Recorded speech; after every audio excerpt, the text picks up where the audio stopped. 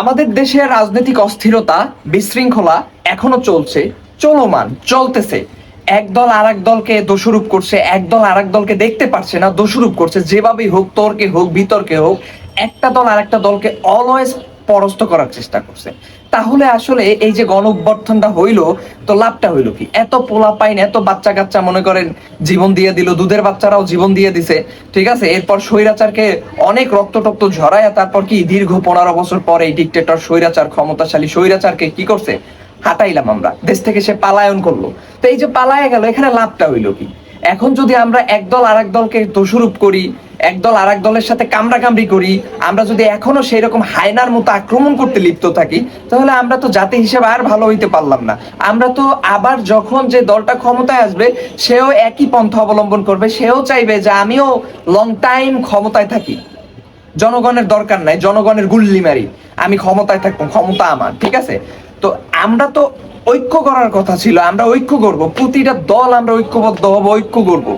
একজন আরেকজনের কথা শুনবো, আরেকজন আরেকজনের কথা শুনবে, একজন সমালোচনা করলে আরেকজন সেটা হজম করবে এবং সে কেন সমালোচনা করছে এইটা আমরা শুনবো। কিন্তু আমরা এইটা না করে আমরা কি করি? একজন আমাকে একটু সমালোচনা করছে, আমি তাকে কড়া জবাব দিই এবং সেটা কঠোর ভাষায়, যেটা একটা আক্রমণাত্মক ভঙ্গিতে আমরা কি করি? জবাবটা দিই। আসলে এটা তো কোনো রাজনীতির অংশ না বা রাজনীতির কোনো পার্টও না। রাজনীতি হচ্ছে ত্যাগ, সততা, ন্যায় বিচার, বুদ্ধিমান বিচক্ষণ লোকের কাজ। কিন্তু কোনো বুদ্ধিমান বিচক্ষণ লোক তো মনে করেন এইভাবে হাউকেও করবে না। বিশেষ করে বর্তমানে যে দুইটা দল সব থেকে বেশি জনপ্রিয়, একটা হচ্ছে বিএনপি, অনেক আগ থেকেই জনপ্রিয়।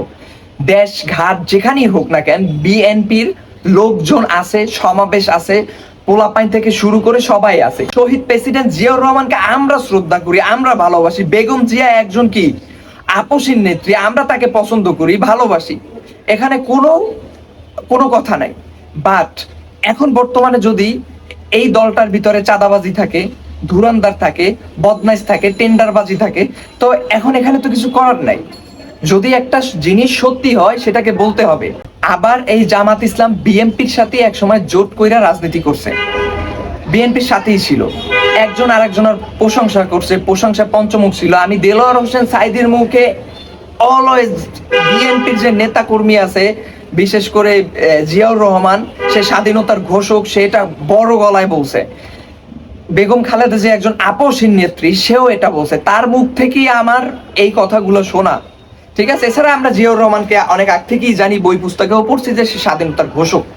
তো এই দল দুইটা তো এক সময় মনে করেন একজন আরেকজনের প্রশংসায় পঞ্চমুখ ছিল। কিন্তু এখন কেন এরকম ব্যতিক্রম হয়ে গেল?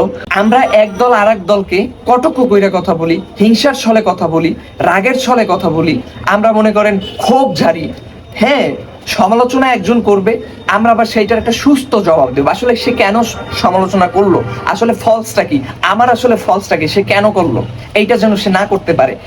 এইভাবে আমরা কি করব? একটা দল পরিচালনা করব, রাষ্ট্র পরিচালনা করব। আমাদের রাষ্ট্র পরিচালনা করতে গেলে আমাদের কি হইতে হবে? আমাদের তো ওই সমালোচনাকে হজম করতে হবে এবং কেন সমালোচনা করলো এটা তো যাচাই বাছাই করতে হবে, তাই না? তাইলে তো আমরা একটা রাষ্ট্রের রাষ্ট্রপ্রধান হইতে পারবো। সে সবার কথা শুনবে, সে কেন আমাকে নিয়ে সমালোচনা করলো, আমার দলটা নিয়ে কেন সমালোচনা করলো, এইটা নিয়ে সে চিন্তা ভাবনা করবে। এরপর সে তার বিচক্ষণতা দিয়ে কি করবে? সে একটা সিদ্ধান্তে পৌঁছাবে। এইটাই তো নেতার হওয়া উচিত, এইটাই তো একটা দলনেতার হওয়া উচিত। তো এখন আমাদের ভিতরে এমন ভাবে বিশৃঙ্খলা সৃষ্টি হয়েছে, আসলে আমরা কেন স্বৈরাচারকে হাঁটাইলাম? এবং আমরা স্বৈরাচারকে হাঁটানোর পর আমাদের কথা ছিল আমরা প্রতিটা দল আমরা ঐক্য করব, কিন্তু আসলে আমরা তো ঐক্য করতে পারি নাই, বরঞ্চ বিশৃঙ্খলতা এবং মনে করেন যে অশান্তির সৃষ্টি করতেছে। আরো এক দল আর এক দল মিলামিশা কাদা ছোড়াছুড়ি সমানভাবে করতেছে।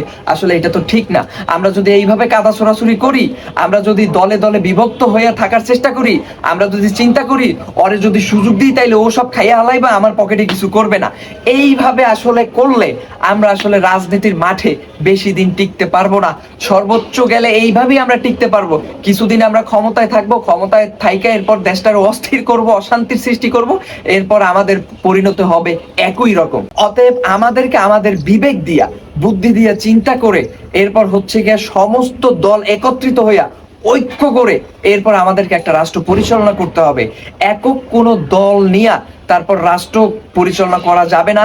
অবশ্যই বিরোধী দল থাকতে হবে, এবং বিরোধী দল যারাই থাকবে তাদেরকে কখনোই শত্রু ভাবা যাবে না, তাদেরকে সুযোগ পাই এরকম আয়না ঘরে ঢুকাই দেওয়া যাবে না, তাদের সাথে কোনোভাবেই হাকডাক করা যাবে না, তাদের মতামত তাদের সমালোচনাগুলো শুই না এরপর সুন্দরভাবে রাষ্ট্র পরিচালনা করতে হবে। আমরা যদি নিজেরা কোন্দল করতে থাকি, বহিরাগত শত্রু আমাদের ভিতর ঢুইকা, যেমন আমাদের পার্শ্ববর্তী রাষ্ট্র ইন্ডিয়া, তারা আমাদের ঘোর শত্রু, তারা আমাদের ভিতর ঢুইকা মনে করেন একদম একটা ক্যান্সার ছড়াই দিবে।